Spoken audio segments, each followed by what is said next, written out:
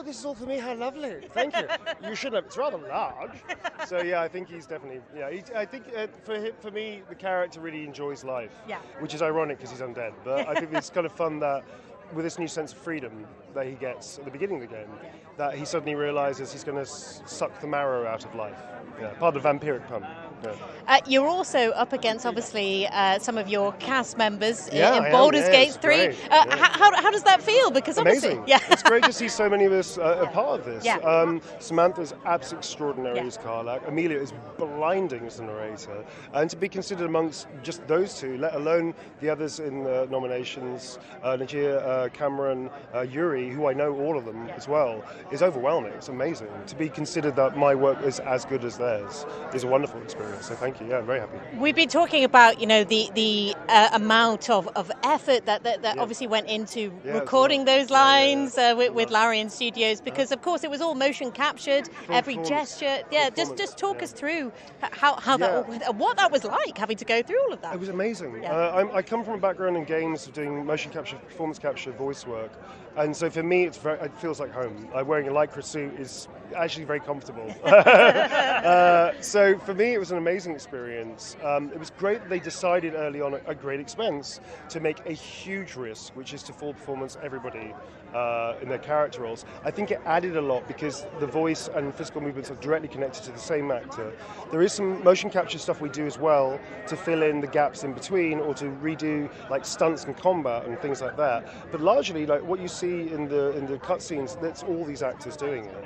I think it makes a huge difference because then you're living the character. And we spent 4 years doing that. So it was kind of like doing season after season of this amazing, wonderful masterpiece game. It's great.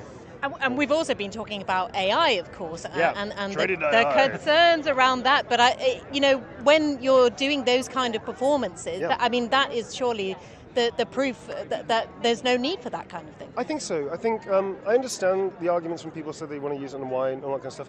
Ultimately, I direct as well, so. For me, I want the happy accidents. I want the mistakes that turn into brilliant moments. I want the inspiration that comes almost seemingly out of nowhere from the actor that offers up something that nobody predicted.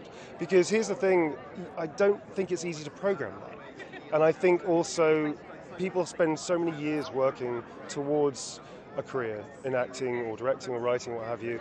People don't see the heartbreak, the years of destitution and poverty and all that kind of stuff that you have to go through with all that kind of dedication, all that amazing craft work. They don't see that. They just see, this is a quicker fix. It's like, these are people. And they're good people, and they've got something to offer up to entertain, maybe if we're lucky to move people. So I think AI is a terrible idea for voice work and for performance work. Yeah. What about the fact that Britain is so good at gaming? We're so good at gaming. Also, we've got some amazing talent in this country. I mean, one of the wonderful things about this game, for instance, was that everybody had to do a British accent, apart from like 2 people, I think, were American. Everybody else was British or could do a British accent well enough to be a part of the game. That was a choice they made early on. So suddenly we had this game that was employing so many actors into it, which is unusual, I would think, for that number of people. I think I lost the thread of the question, though. Sorry, no. I was just saying how Britain is so great at gaming as an industry. It is great as gaming as an industry.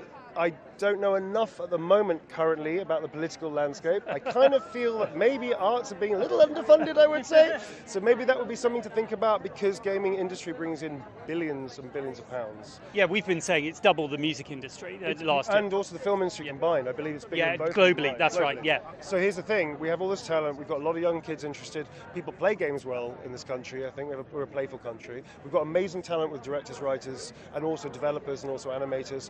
Surely that should mean that this industry should be supported more because it does so much for so many people. Are you concerned because we've had layoffs in the last year with the economic climate? It's difficult, isn't it? Well, difficult depending on why. Again, I don't own a games company, so I'd be very remiss to start talking about other people's companies. However, I'm pretty sure that when profits are very, very big, maybe that's something that needs to be addressed with shareholders. one would think, to help people keep the quality and the talent. Again, I don't own a game studio, so I'd be remiss of talking too much about that. And what is it like as a actor in a game to see the fans loving it like Laura so much? It's amazing. I mean, I did this job not expecting that kind of reaction. I just hope people like my work and probably would kill me at some point or something because it turned to what they usually do. But to see people's reactions, especially with the LGBTQI+ community, and to hear so many kids I've met all over the world, literally all over the world, come up to me and say, I felt seen by this game, I felt understood by this game, I've met people through the community. That is something that I don't think any of us really predicted on this scale, and that is something of a real gift for me personally, but also for many people at Larian and amongst the cast as well. And again, I'm just one actor amongst a huge cast, and so many people have had people approach and say, thank you, I felt like I could connect to this character, I felt like I wasn't alone, or something like that, which is amazing. Yeah, we've been talking about how gaming has gone from what people thought was, boys in their bedroom. I was that. I used to play. Oh man, I was there. I used to program my own games on ZX Spectrum 48K.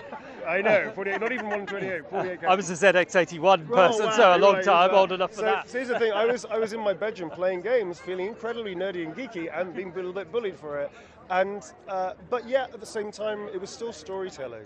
And I think for me personally, that's what connected me and a lot of people in the nerdy years of games playing. And now we've seen the full realization of it. It's always been storytelling. It's an active form, it's not a passive form. And it's great to see now that being a geek is very cool, and playing games is very great, but also the quality of the storytelling is so phenomenal now. And how important that BAFTA has an awards ceremony, and it is a high-profile one. It is. I think also BAFTA as an institution themselves, I joined BAFTA as a crew member years ago. I think I was one of the first actors to do so on the games side. And then I became a full BAFTA member, which is amazing. I got invited, which is lovely. But I think BAFTA has always been great at championing the game side of the industry and definitely connecting people together. And I think it's a really interesting resource to have, but also the awards are great to help people that don't know much about games. Maybe, experience it in a different way, definitely think about it in a different way.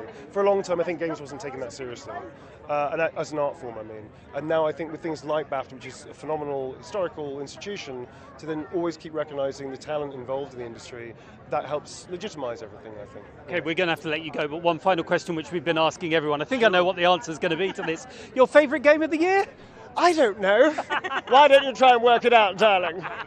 Thank you. Thank you very much indeed for your time. Really appreciate it. Thank you. I'm going to let Laura say goodbye because she's a huge fan. Thank you very much indeed. Cheers. No, thank you. Thank you. So there we go. Neil Newbon. He is in the game that is nominated the most here at the BAFTA Game Awards, which